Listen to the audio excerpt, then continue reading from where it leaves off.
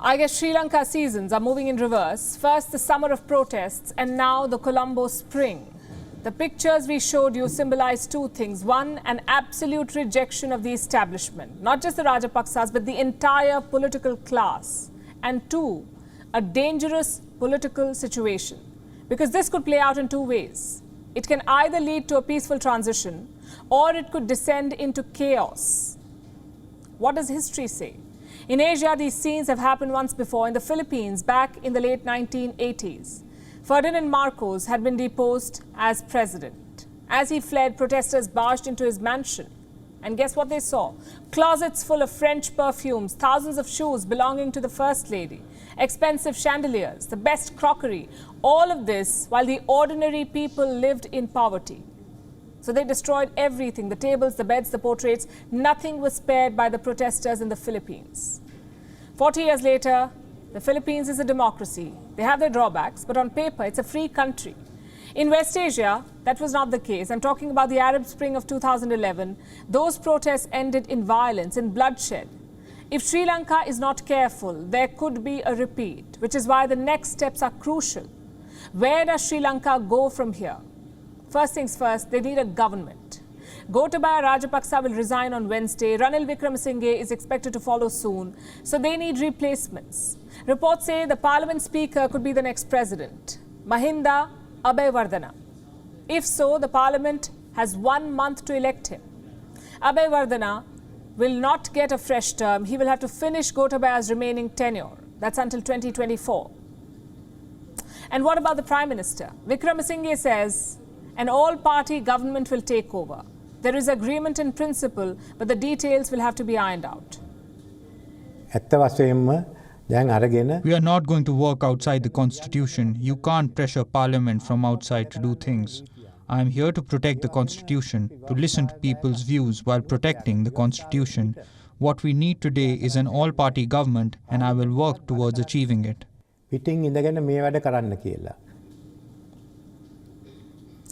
Now, I know all of this sounds easy. Gotabaya out, Abeyewardena in, all-party government takes charge, and everything goes back to normal. But things are not so simple. Rajapaksa's party still holds majority in parliament. Without their help, a new president cannot take over. Also, will the protesters accept the new leader?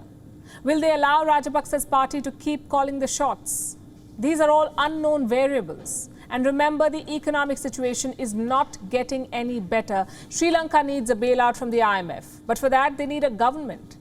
The IMF cannot hold talks with protest leaders. They need a functioning government to deal with. Same for international donors. So if there is no government, who will distribute aid? Who will secure credit lines? Sri Lanka's #1 priority is a peaceful transition to prevent a power vacuum. If not, the scenes could change. Right now, the protesters are more curious than lethal. This is not a bloodthirsty mob like in Libya or Egypt. This is a disgruntled population. There is still time to address their grievances, and a lot depends on the international community. Without their help, Sri Lanka cannot function. They cannot provide basic supplies.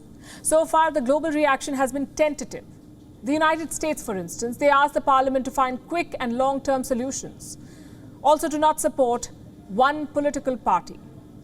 China, meanwhile, is silent. Their only reaction came from the embassy in Colombo, and guess what they said?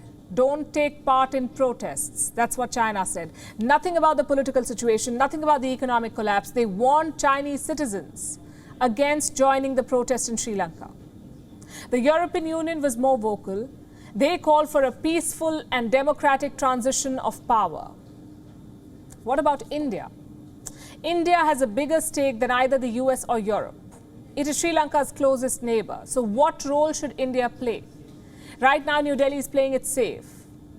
Listen to what External Affairs Minister S. Jaishankar said. This is his statement, and I'm quoting, "India stands with the people of Sri Lanka as they seek to realize their aspirations for prosperity and progress through democratic means and values, established institutions, and a constitutional framework."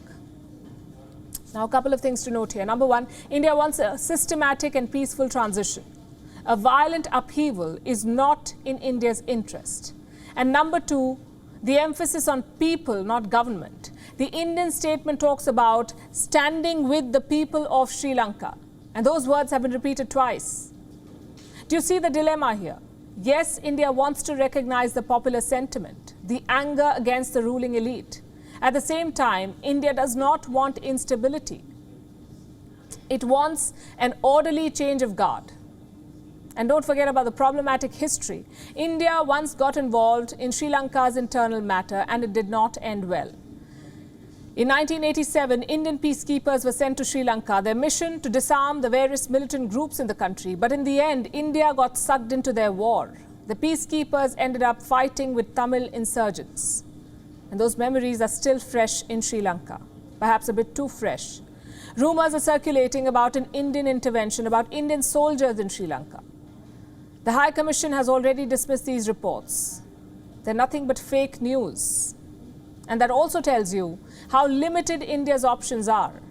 India cannot encourage mob justice. It cannot denounce the protests. Neither can it get involved actively. The best option right now is financial support. Let Sri Lanka figure out its political mess. Until then, keep the lights on. WION is now available in your country. Download the app now and get all the news on the move.